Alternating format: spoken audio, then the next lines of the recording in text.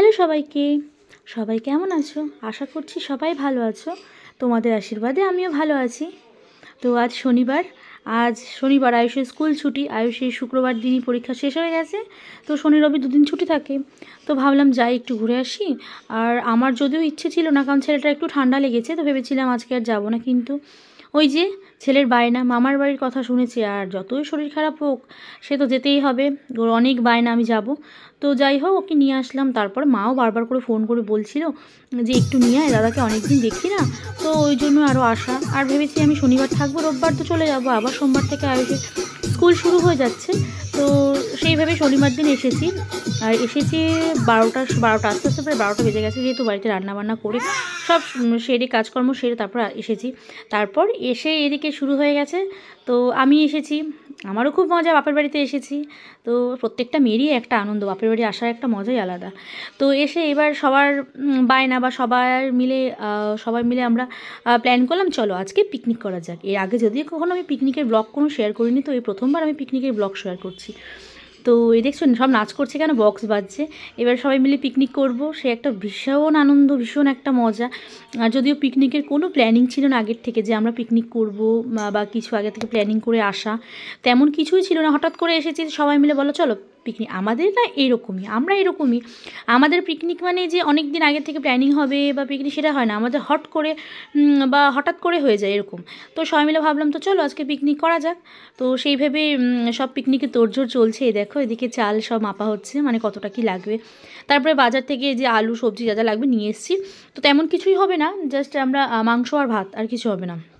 যেহেতু বললাম যে আমি এসেছি 12টার পর, আর তারপরে অনেক আগের থেকেই প্ল্যানিং ছিল না যে পিকনিক করব। আর 12টা বেজে গেছে প্রায়, অনেকেই রান্নাবান্না সব হয়ে গেছে। তো সেই জন্য তো ভাবলাম চলো মাংস আর ভাতই করা যাক। আর তারপরে সেই ভেবে আমাদের পিকনিকে তোড়জোড় সব শুরু হয়ে গেছে। এদিকে ভাতও হয়ে গেছে। আর যেহেতু শীতের সময় প্রচণ্ড ঠান্ডা, তো সকাল সকাল মানে একটু তাড়াতাড়ি আর কি রান্নাবান্না করে আমরা তারপরে সবাই নিচে আর কি শরীর গরম করে নিয়েছি। গরম করে তারপরে আমরা খেতে বসেছি। তো এদিকে ভাত হয়েছিল অন্য একটা পাশের বাড়িতে, তো সেটা আমাদের ঘরে আনা হচ্ছে, মানে এখানে খাওয়া দাওয়া হবে, যেহেতু এখানেও একটা জায়গা আছে। আর আমাদের মধ্যে পিকনিকটা হয় কি বলো তো, মানে এরকম কোনো ব্যাপার নাই যে ও করছে না বা আমি করব কেন, বা মানে ও করছে না বলে আমিও করব না, তেমন আমাদের মধ্যে ওই জিনিসটা নেই।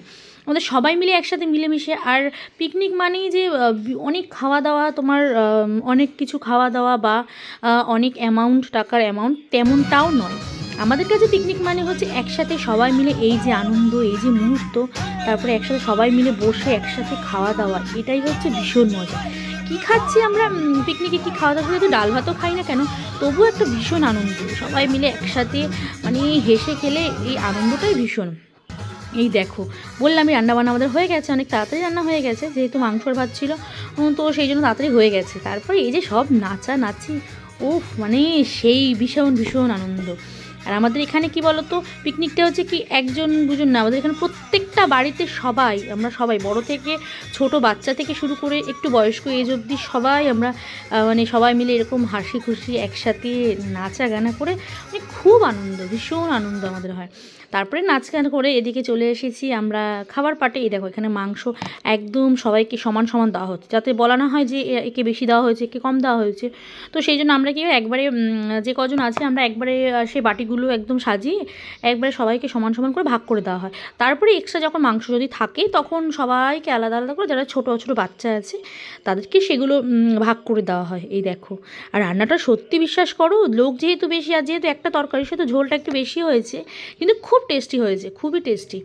আর এই যে হয়তো বসে পড়েছি। আর তার মধ্যে তোমাদেরকে বলেছি যে সবার বাড়িতে রান্না হয়ে গেছে, তো অনেকের বাড়িতে কিছু কিছু মানে তরকারি ছিল, যারা মানে রান্না হয়ে গেছে তাদের অতগুলো তরকারি কী করবো, তো তারাও সবাই নিয়ে এসছে। কেউ মাছের মাথা দিয়ে বাঁধাকপি করেছিল, সেটা নিয়ে এসছে, কেউ ছিম আলুর তরকারি করেছে, সেটা নিয়ে এসছে। মানে সেটা দিয়ে আমরা সবাই মিলে একটু একটু করে নিয়ে ভাগ করে খাওয়া, মানে জমিয়ে খাওয়া দাওয়া চলছে। তো চলো ভিডিওটা আমি এখানে শেষ করছি। ভালো লাগলে অবশ্যই একটা লাইক করে দিও, কমেন্ট করো আর শেয়ার করো। যারা যারা এখনও ফলো করোনি তাদের অবশ্যই ফলো করো। যারা ইউটিউব থেকে দেখছো তারা চ্যানেলটাকে সাবস্ক্রাইব করে দিও।